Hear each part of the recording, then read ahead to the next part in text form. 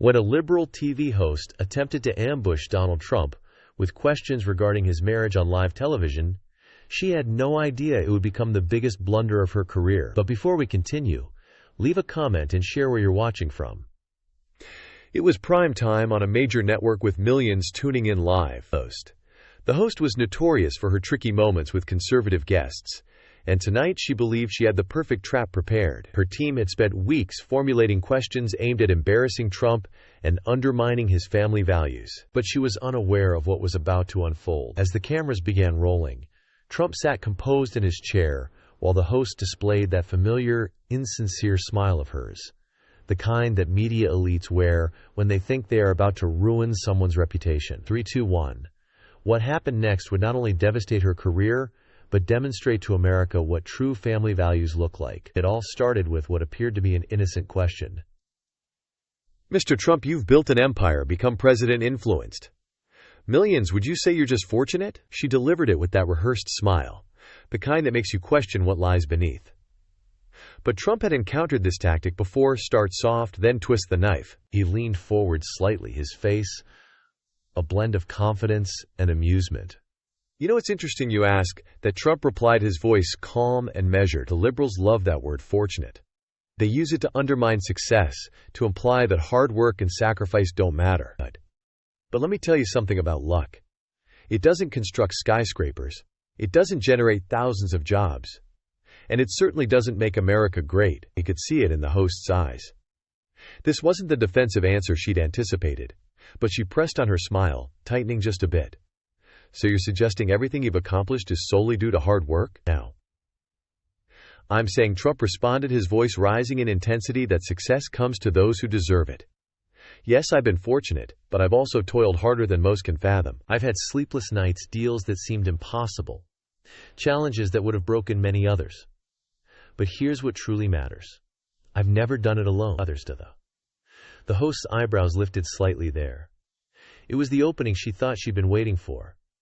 Little did she know she was stepping into a discussion that would reveal far more about herself than her target. Not alone.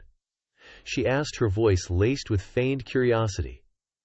Let's discuss that. Let's discuss the people supporting Donald Trump. Of course. When you mention the people behind me, Trump continued, you're likely thinking of my business associates, my advisors, but let me tell you who really deserves the recognition. My family, especially Melania. The host's expression shifted almost imperceptibly, like a predator sensing weakness. She believed she'd found her angle.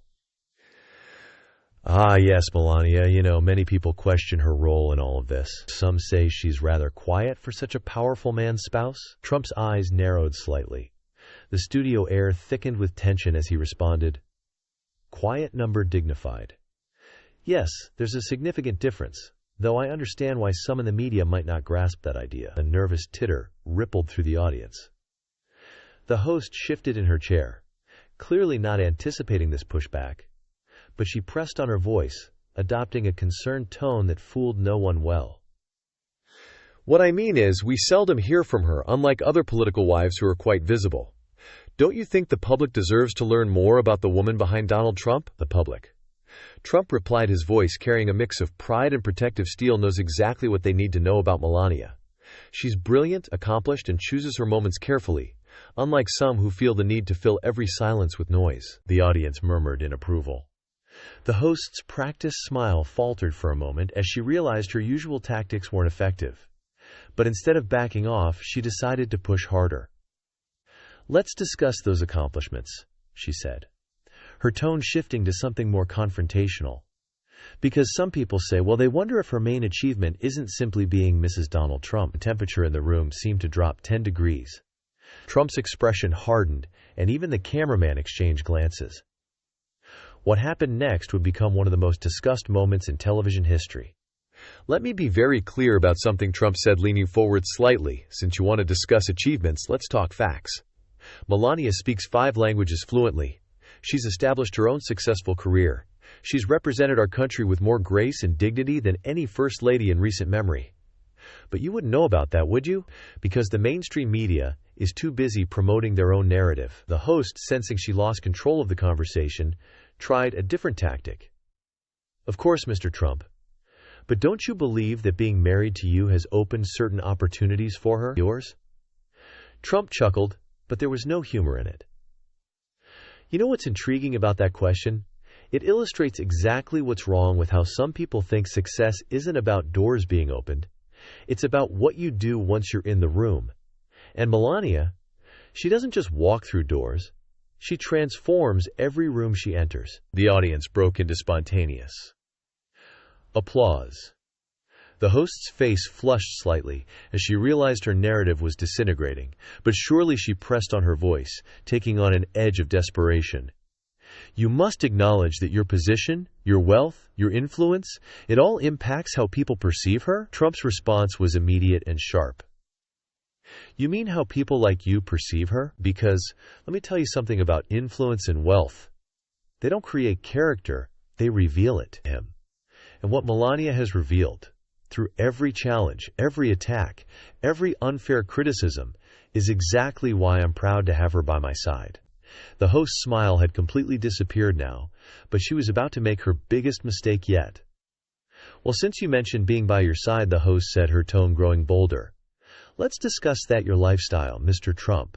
The constant spotlight, the pressure, the scrutiny. Don't you believe it's challenging for someone who didn't seek this kind of attention? You know what's really challenging? Trump countered his voice, carrying a note of controlled intensity. Watching the media twist everything into their own narrative. Melania didn't just adapt to this life. She's thrived in it, despite constant attacks from people who claim to champion women's empowerment. The host leaned forward, sensing what she thought was vulnerability. But the pressure must be enormous. The constant travel, the public appearances, the expectations. Some might say it's almost like a golden cage. A golden cage, Trump's eyebrows raised. That's an interesting choice of words. Tell me something. Why is it that strong, independent women are celebrated by the media unless they happen to be conservative, then suddenly they must be trapped or caged? The audience murmured in agreement. The host's composure cracked slightly as she realized her narrative was backfiring. I'm simply suggesting she tried to recover that perhaps this isn't the life she envisioned for herself, being constantly in your shadow? My shadow. Trump interrupted, his voice carrying a mix of amusement and indignation. I think you're confusing shadows with spotlights. Melania doesn't walk in anyone's shadow. She shines in her own right. But you wouldn't understand that, would you? Because your kind of journalism isn't about truth. It's about creating shadows where there aren't any. The studio grew unnaturally quiet.